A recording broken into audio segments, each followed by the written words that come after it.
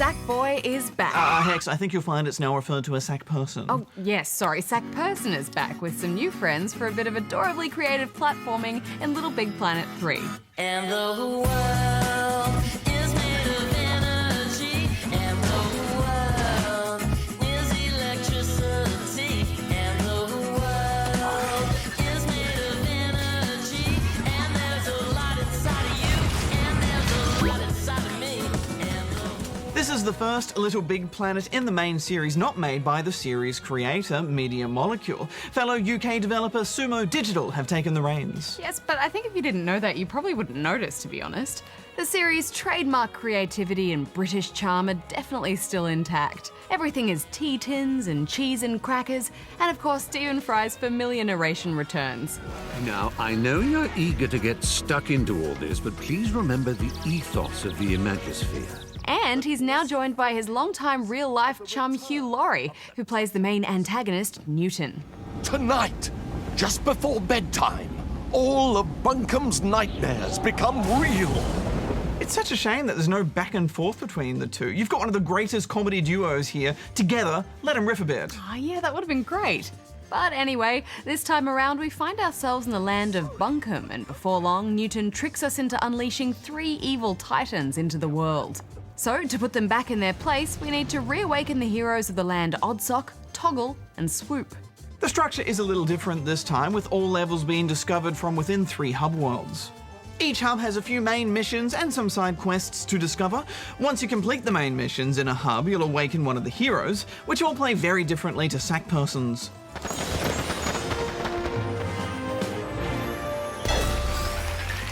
Oddsock is fast and can clamber up walls and ninja jump between them. Toggle can toggle between being big and heavy, or little and fast. And Swoop is a bird. It was surprising how little they're all used, though.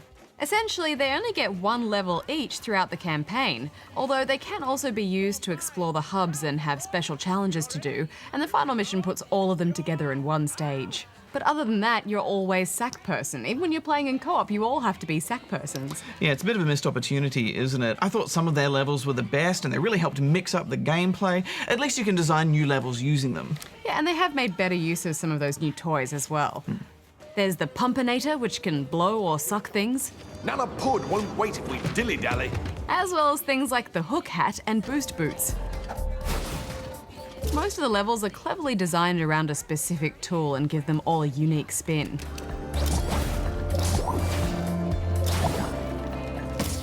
There's a few technical issues we ran into which are worth mentioning. The worst was a checkpoint, which just refused to let us respawn and forced us to restart the entire level. And when we got back to that checkpoint, it happened again. Yeah, and in general, there are quite a few checkpoints which are quite frustrating where the difficulty spikes. You mostly just breeze through a level and then you hit one bit that just kicks your butt. Then, before you know it, you've run out of lives and it's back to the start for you, boyo. Yeah, I also find the controls frustrating. They're just a bit floaty and not quite precise enough for the kind of platforming that you need to do at times. Yeah, definitely. But one thing I thought was a great addition was the Pop-It puzzles. They're essentially a whole different campaign, but the levels are a clever mix of standard campaign levels with the level building tools. I mean, really, they're just a great subtle introduction to becoming a creator and using all of the tools available, but they don't feel like a tutorial. Yeah, it seems like an obvious blend. It's quite surprising that the series has taken so long to do something like this. What excites me most about it, though, is it will encourage more people to create, which is the whole purpose of this game, in my opinion. And of course, it's great to see that all the millions of levels and creations made over the years can still be accessed. And you can even get the previous game's DLC packs too, so right out of the gate there's loads of free and paid-for content available. Well, we should wrap this up. Final thoughts, Barjo?